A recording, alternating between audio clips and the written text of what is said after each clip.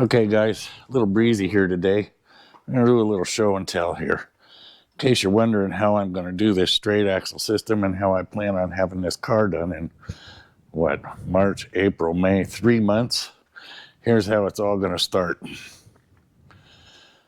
So we're going to flatten out the firewall. We have a new master cylinder and all that good garbage. We're going to go ahead and go to a junkyard and see what I can get from a U-Pullet that has a clutch and brake pedal that's already set up for a hydraulic clutch. As far as the front axle goes, pretty neat how this setup is. You can see the original shock tower there, which I confirmed laid right over top of the lower control arm pivot, which means that that pivot was square to the car. So setting a plumb bob, although it's wobbling today, with the leaf spring, I can determine where the rear mount has to be. Now, there's a few things that I want to show you here. I've already got an 8.8 Ford set up with 411s, positive traction. It's got good axles in it, set of alloys, change those to longer studs. I will have to cut the mounts off and all. I'm going with a ladder bar type butt leaf spring rear suspension. You can see the leaves there. There's a good old set of Lakewood ladder bars I picked up off of good old Facebook Marketplace. Rotating around, it's all about the money, guys. You buy the stuff you got to work with. That's the brand new heavy duty Speedway Motors straight axle kit. Brand new spindles, all new bracketry, all new nuts and bolts, steering arms. I upgraded to the Wilwood brakes. I have a set of Paul Horton's Welder Series motor mounts, which weld right to the frame. You just make them the length you need. I have a brand new cross member setup from Paul Horton as well. Great site. Check him out. He's got all sorts of goodies to help you with your project.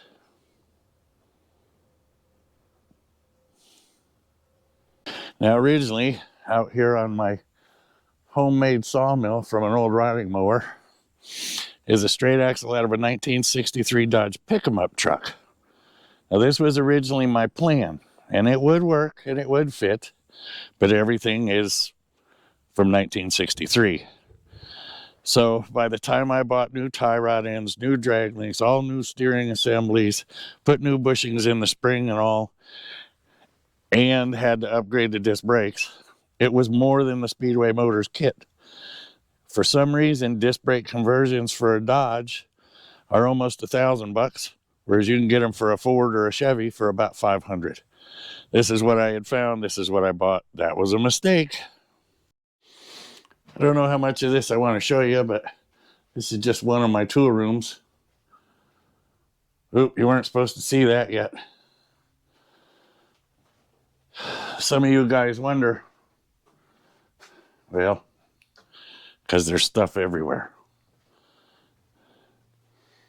Nothing but power tools and stuff. And if you're a Holley carburetor guy, well, we got a few. So that's just a little bit of what this old barn place is all about. You get just a little bright and then just a little dark as the camera adjusts.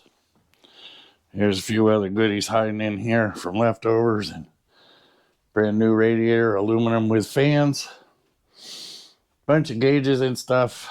We've got more junk laying around than you can imagine. Remember when I told you guys about an understanding wife? This is my parts corner inside the living room.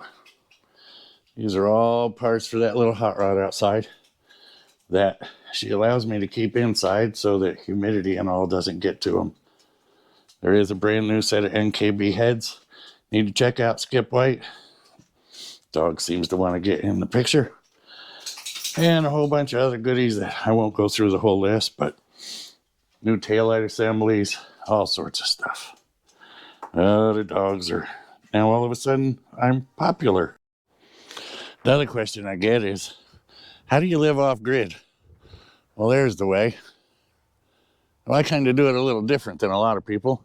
I'm actually off the grid. I'm not attached to the power company. I'm not attached to city water. I'm not attached to anything. because there's my view out the back. We do have some neighbors moving in, but that can't be helped. This is kind of the guest house where my T56 presides in the living room. Two 2014-ish Camaro seats. Set of stainless steel headers, if you can see them. I just have parts everywhere. Remember I said everywhere? The kitchen counter.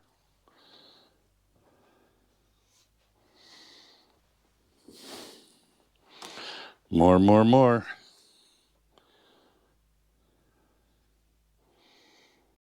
Guess this really doesn't need much of a description, does it? If I want to turn it up and change fuels, I also have this little 12-gallon unit that I may put right alongside it.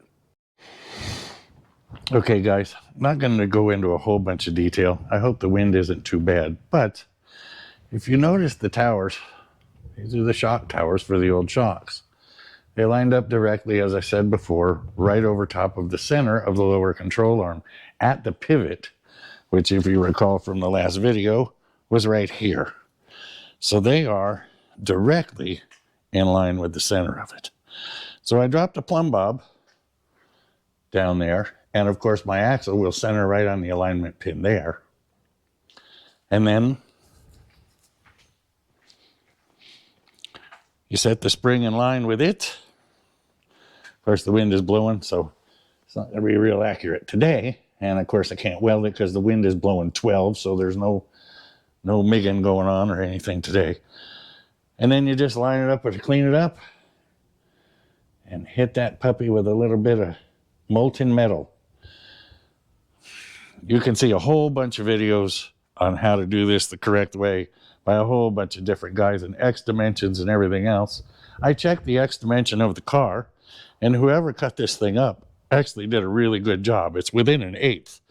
So an eighth of an inch, when you change the when you change the caster on a regular street car with A-arms, you move that spindle back and forth a quarter of an inch easily. So quarter of an inch front to back isn't going to kill it, as long as they're both the same, because on this car, of course, if they aren't the same, it will always be a little bit off because there's no adjustment to change left and right caster separate of each other.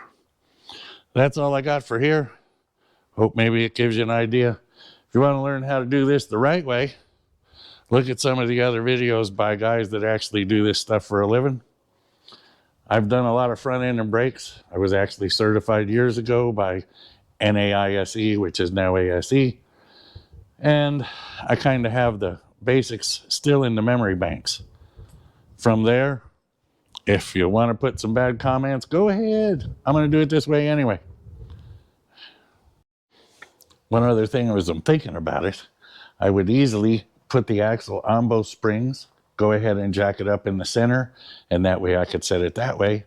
However, you can't set the caster until the springs are in place. I don't want to weld the brackets on the bottom of the axle. So there. Okay, gang, I'm not going to go into a whole bunch of detail, but I went ahead and mounted the back of the spring, just tacked it in, well, kind of welded the outside, ground it down and ready for touch-up. I've got the front laying right there.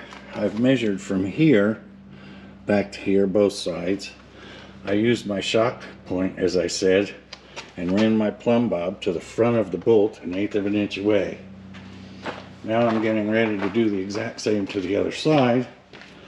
You'll notice that my plumb bob is sitting right there, eighth of an inch away, right lined up with the bolt. Same thing in the front, measured from here. It's exactly the same distance. It's the same back here. Magnets there to hold it square to the inside, which is the side of the frame rail that is straight. Now we're going to tack that all together. From there, I will hang the axle underneath, start to get close. I'm not going to do my front mounts until I actually put some weight on it to see where they are going to mount. Good morning. Let's get this party started. I'm going to start off with a little quick definition of what's going on here. So we've started tacking on, notice my magic friggin' magnet that works as a pointer. I've tack welded the rear brackets and I actually welded the whole outside working to get my welder set correctly because I had a voltage issue. I've got the axle attached under the springs. However, I do not have it welded at all because as I lower the vehicle and get some weight on it, it's going to change my caster. So I need to be able to get that close before I get started. My front attachment points, see if I can get you up there. I'm leaving loose until I get some weight in because as that spring moves forward, it's going to flatten out. And as it flattens out, my shackle is going to move toward the front. So I don't want it binding when it starts to come down. So here's the front shackle assembly, and it'll sit up here. But if I go too far this way, it will push it up instead of rolling it forward like it should. And once it's back there, it's not coming back. So it needs to be about like this under normal condition so it can move forward like this and actually give me suspension travel. So that's how it all works from there. Now there are guys that'll say, well, why don't you take all the leaf springs out except for the one and then jack it up and put it under compression? Well, the problem with that is if it's flat and way up here, as soon as I release it, it's going to try and go this way instead of straight up and down. So ideally, you don't want it where it cannot move forward.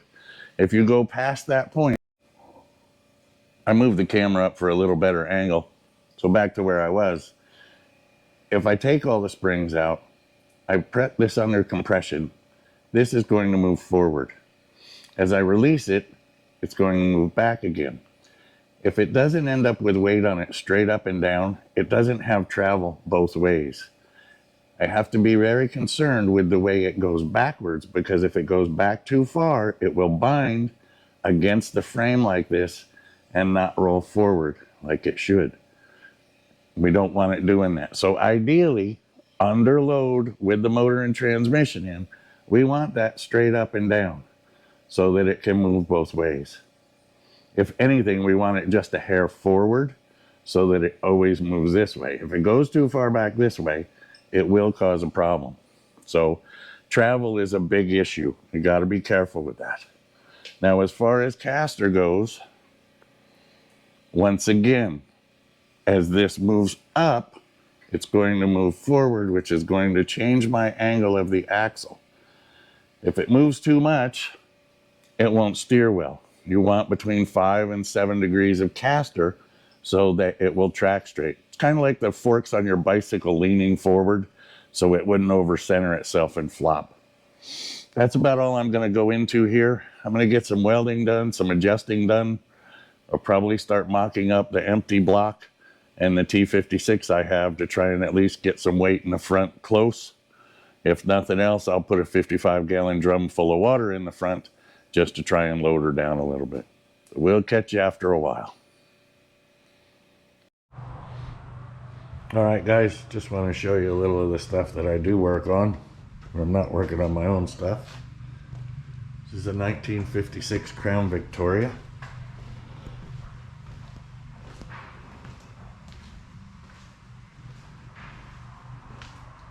Look at that glass roof. It's gorgeous. Interior is immaculate. This is a complete original restoration.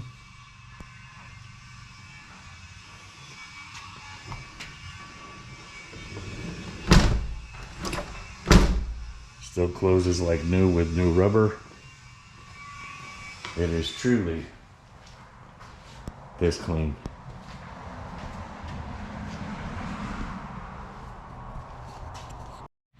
Open her up. It's a 312, the Interceptor edition. They just don't get much cleaner than this. And I'll show you under the breather here in a second. But check it out. There's 2 wing nuts. And there you have it. They are Holley carburetors. Just before Holley started with the bowls on the ends. The bowl is actually up here in the top, and then it feeds through these tubes. Pretty interesting carburetors. They work really well, surprisingly. But it is the Police Interceptor 312 with 2 4s. Check that out on Google and you'll be pretty surprised at the power numbers. Probably a little noisy back here, so you can hear how sweet she runs. Keep in mind, this was all done with a slide rule and a sheet of paper.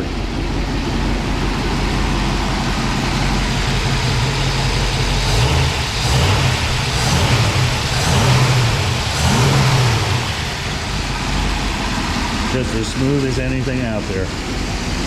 It's a beautiful piece of old technology.